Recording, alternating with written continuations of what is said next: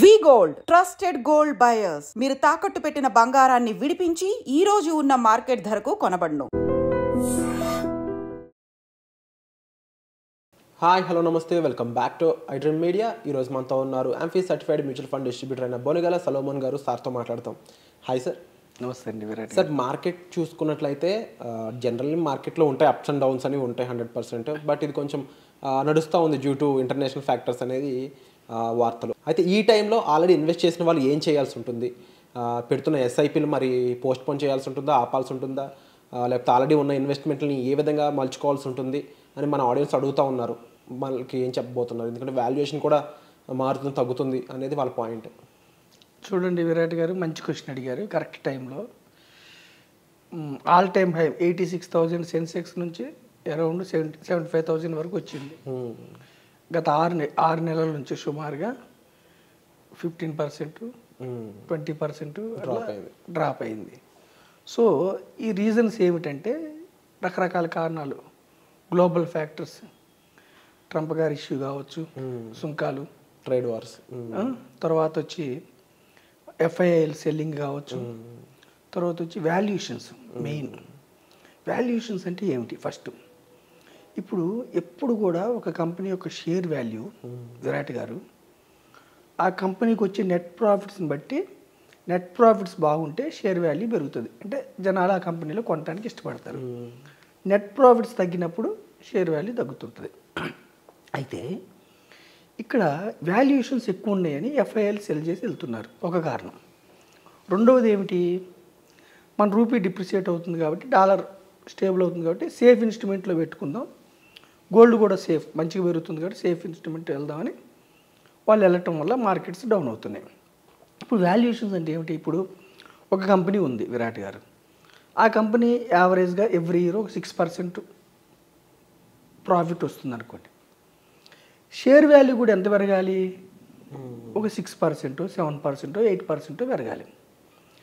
గత 5 ఏళ్ల నుంచి ఏమైందంటే విపరీతంగా మన ఇండియాలో స్టాక్ మార్కెట్ గురించి తెలుసుకొని ఇన్వెస్ట్ చేసుకునే వాళ్ళు ఎక్కువ ఉండటం వల్ల mid cap, small cap, even large caps కూడా ఫ్లోస్ ఎక్కువ రావటం వల్ల వాల్యుయేషన్స్ కంటే ఎక్కువ పెరిగినాయి షేర్ వాల్యూ.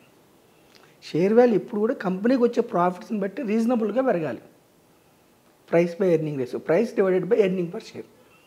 ఎక్కువ పెరిగినప్పుడు ఏమైందంటే మార్కెట్ మార్కెట్కు ఉన్న గుణం ఏమిటంటే దానికి అదే సెటిల్ చేసుకుంటుంది. ఇప్పుడు అందరూ ఏం ఊహించారండి? మొన్న బడ్జెట్లో నిర్మలా సీతారామన్ గారు వేతన జీవులకి 12.75 వరకు ట్యాక్స్ లేదనగా ఏమనుకున్నారు? పెరుగుతుందని. అందరూ ఊహించిన దానికి ప్రకారం ఉండదు. మార్కెట్ ఎప్పుడు దానికి అదే సెట్ చేసుకుంటుంది. సో వాల్యుయేషన్స్ ఎక్కువ ఉన్నప్పుడు ఏమవుతుంది? మళ్ళీ న్యాచురల్ వాల్యుయేషన్స్ వస్తుంది. ఇప్పుడు ఒక ప్లేస్లో ఒక ల్యాండ్ ₹1,00,000 ఉందనుకోండి, గజం, మన హైదరాబాద్లో. అక్కడ ఏదో కారణం వల్ల 1,00,000 ఉన్నది 1,50,000, 2,00,000 కొంతమంది అమ్మారనుకోండి. అక్కడ లేకపోయినా కృత్రిమంగా ఏదో, కానీ over a period of time ఏమైంది? మళ్ళీ వాల్యుయేషన్స్ రియల్గా ఎంత వాల్యూ ఉందో ఆ వాల్యూకి వచ్చేస్తుంది. అంటే సహజంగా జరిగే ప్రక్రియ అది. ఇప్పుడు వాల్యుయేషన్స్ ఎక్కువ ఉన్నాయి కాబట్టి, అంటే ఎప్పుడైతే ప్రతి క్వార్టర్కి రిజల్ట్స్ ఇస్తారో కంపెనీస్, వచ్చే ప్రాఫిట్స్ తక్కువ ఉండి షేర్ వాల్యూ విపరీతంగా పెరిగినప్పుడు దానికి అదే మళ్ళీ ఎక్కువ మంది, ఎప్పుడు డిమాండ్ అండ్ సప్లై మనకి ఇంపార్టెంట్. సో ఏమైంది? ఇప్పుడు ఒక రీజనబుల్ వాల్యూస్కి వచ్చినాయి. మరి ఈ టైంలో సిప్ ఆపాలా, కొనసాగించాలా? కొనసాగించడమే బెటర్ అనిపిస్తుంది. ఓకేనా విరాట్? అండ్ మార్కెట్ ఇప్పుడు ఒక ఆపర్చునిటీగా చూడాలని మీరు చెప్పే విధానాన్ని ఏ విధంగా చూడమంటారు? ఎందుకంటే దీన్ని ఆపర్చునిటీగా తీసుకోవాలి. ఇప్పుడు నేను మీకు ఎగ్జాంపుల్స్తో సహా చెప్తానండి. ఓకే, ఉన్నది చెప్తాను.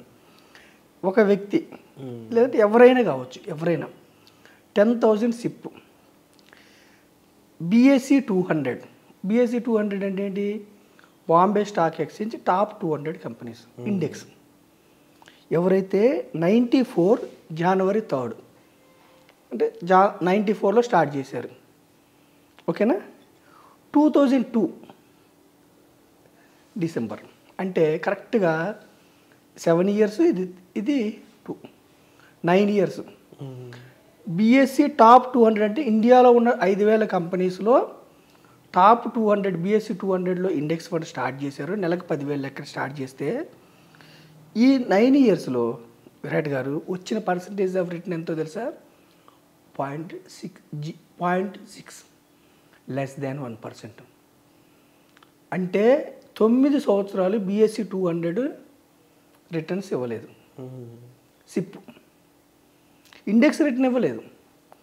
అయితే ఇక్కడ మనం ఏం చెప్తున్నామంటే ప్రజలకి విరాట్ గారు మీ ద్వారా సిప్ని కంటిన్యూ చేయమని చెప్తున్నాం. ఎందుకు కంటిన్యూ చేయమంటున్నామంటే 2002 వరకు అంటే 94 నుంచి 2002 వరకు 9 ఇయర్స్ 0.06 రిటర్న్సే ఇచ్చింది.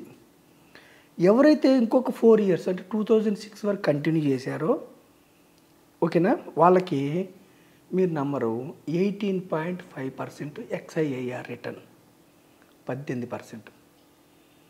అంటే సిప్పుల్లో మీకు ఏమిటంటే అడ్వాంటేజ్ వాలటిలిటీ ఉండి నెగిటివ్ వెళ్తున్నప్పుడు మీకు నంబర్ ఆఫ్ యూనిట్స్ ఎక్కువ వస్తాయి. ఎప్పుడైతే మార్కెట్ మళ్ళీ మూవ్ అవుతుందో మీకు రిటర్న్స్ జంప్ అవుతాయి. ఇప్పుడు నేను ఇది మీకు ఎగ్జాంపుల్ ఏం చెప్తున్నానంటే రిటర్న్స్ పాయింట్ ఆఫ్ వ్యూ చెప్తే సామాన్యమైన ప్రజలకు అర్థం కాదు. ఎవరైతే 10,000 లెక్కన స్టార్ట్ చేశారో సిప్పు కరెక్ట్గా 2006 వరకు వాళ్ళు కట్టిన అమౌంట్ 15 lakhs. నెలకు 10,000 అంటే సంవత్సరానికి 1,20,000. 2006 అంటే అక్కడ ఒక 7 ఇయర్స్ ఇక్కడ ఒక 6 ఇయర్స్ 15 సంవత్సరాలు ఎవరైతే కట్టారో 15 లక్షలు వచ్చి 57 లక్షలు అయింది. మీరు చెక్ చేసుకోండి. బీఎస్సీ 200 94 నుంచి 2002 వరకు 0.06 అంటే 1% కంటే తక్కువ. ఇన్ఫ్లేషన్ కూడా బీట్ కాల. కానీ నెక్స్ట్ 4 ఇయర్స్ అంటే 2006 వరకు ఎవరైతే కంటిన్యూ చేశారో వాళ్ళకి మీకు 18% రిటర్న్స్ ఇచ్చింది.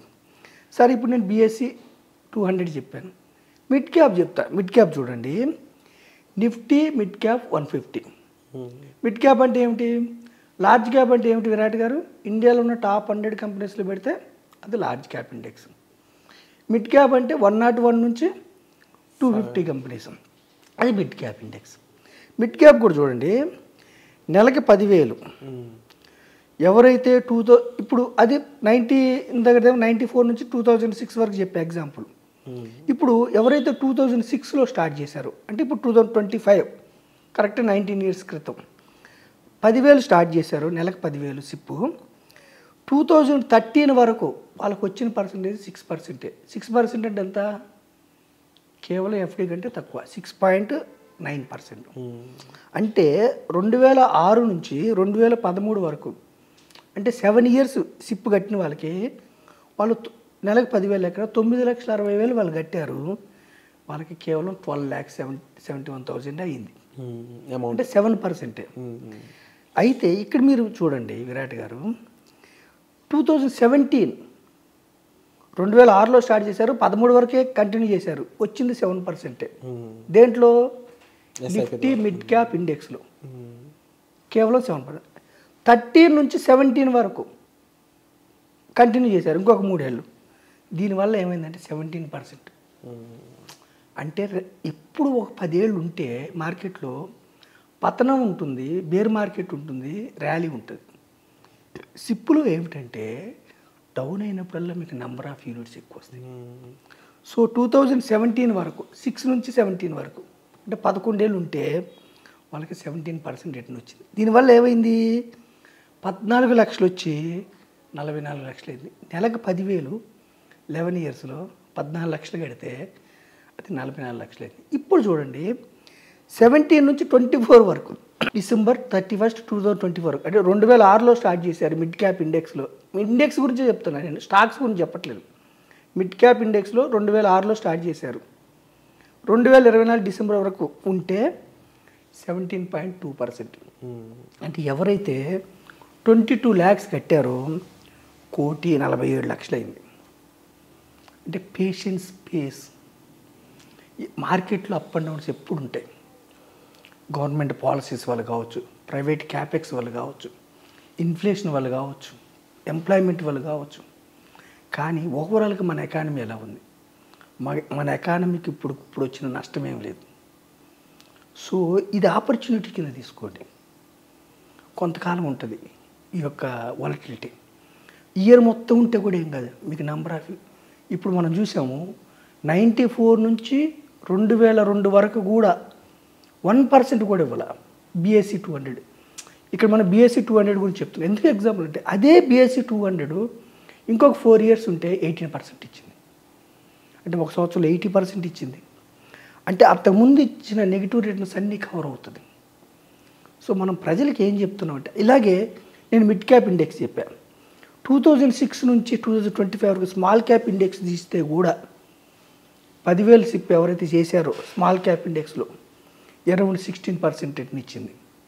అది కూడా 1,30,00,000 1,20,00,000 దగ్గర ఆగి. అంటే నేను ఏం చెప్తున్నానంటే విరాట్ గారు, నెగిటివ్ మార్కెట్స్లో సిప్పులు ఆపొద్దు, యూనిట్స్ యావరేజ్ అవుతాయి. డైరెక్ట్ స్టాక్స్ వేరే. డైరెక్ట్ స్టాక్స్ మీరు ఎక్కడో హైలో కొన్నప్పుడు కుదేలు అయిపోయి మళ్ళీ ఆ వాల్యూ రావడానికి కూడా తంటాలు పడవచ్చు. ఇండెక్స్ ఫండ్లో లేదంటే ఈక్విటీ మ్యూచువల్ ఫండ్లో ఒక డిస్ట్రిబ్యూటర్ ద్వారా వెళ్ళినప్పుడు నెగిటివ్ మార్కెట్లో మీరు ఇన్వెస్ట్ చేస్తూ ఉండాలి. అప్పుడు మీకు మిక్కిలి ప్రయోజనం కలిగింది.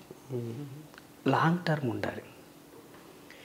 94 నుంచి 2002 9 ఇయర్స్ కూడా 1% నెగిటివ్ 1% రిటర్న్ మాత్రం ఇచ్చిన BSE 200 ఇంకొక 4 ఇయర్స్ ఉంటే 18% ఇచ్చింది. దీన్ని ఎగ్జాంపుల్గా తీసుకొని మీరు ఏం చేయాలంటే సిప్లు కంటిన్యూ చేసుకోవాలి. అందుకే మనం ఏం చెప్తున్నాము, ప్రజలకి ప్రమోట్ ఏం చేస్తున్నాము, దీర్ఘకాలం, లాంగ్ టర్మ్. దీర్ఘకాలం అంటే రిటైర్మెంట్ కోసం, పిల్లల చదువుల కోసం. లాంగ్ టర్మ్లో అయితేనే పాజిటివ్గా బెనిఫిట్స్ వస్తాయి. ఎందుకంటే ఒక 10 ఇయర్స్ ఉంటే ఆ ఇయర్లో కంపల్సరీగా కరెక్షన్ ఉంటుంది. ఓవర్ వాల్యూషన్ ఆటోమేటిక్ మార్కెట్ అది కదే కుదురుకుంటుంది.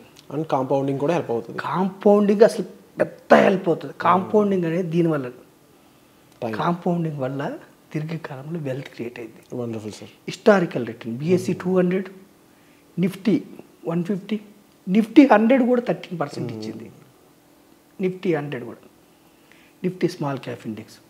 సో ప్రజలకి ఏం చెప్తున్నట్టే, ఈ బేర్ మార్కెట్లో భయపడద్దు, సిప్ ద్వారా ఇన్వెస్ట్ చేసుకుంటూ వెళ్ళండి. లంసమ్ అయితే STP పద్ధతిలో పెట్టుకోండి, దీర్ఘకాలం ఉండండి. బేర్ మార్కెట్లో మీరు ఎగ్జిట్ అయితే లాస్ని రియలైజ్ చేసుకుంటారు.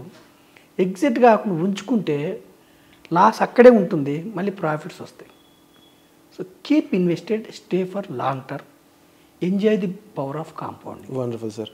అండ్ ఒక మంచి ఇన్ఫర్మేషన్ అయితే సార్ ఈరోజు ప్రొవైడ్ చేయడం జరిగింది. అండ్ హిస్టారికల్గా ఏం జరిగింది, ఇలా మార్కెట్ పడినప్పుడు అలా ఇన్వెస్ట్ చేసినప్పుడు SIP ఆపకుండా ఉన్న వాళ్ళకి ఎంత మంచి ప్రాఫిట్స్ వచ్చినాయని చెప్పారు. సో ఈ మార్కెట్ అంటే ఫాల్ని కూడా ఒక ఆపర్చునిటీగా చూడండి మీరు. దీనికి సంబంధించి మరిన్ని డీటెయిల్స్ కావాలంటే డిస్ప్లే అవుతున్న నెంబర్స్ కాల్ చేసి మీరు సార్ని సంప్రదించవచ్చు. వచ్చే ఎపిసోడ్లో మళ్ళీ కలుద్దాం. Thank you sir. Thank you అండి.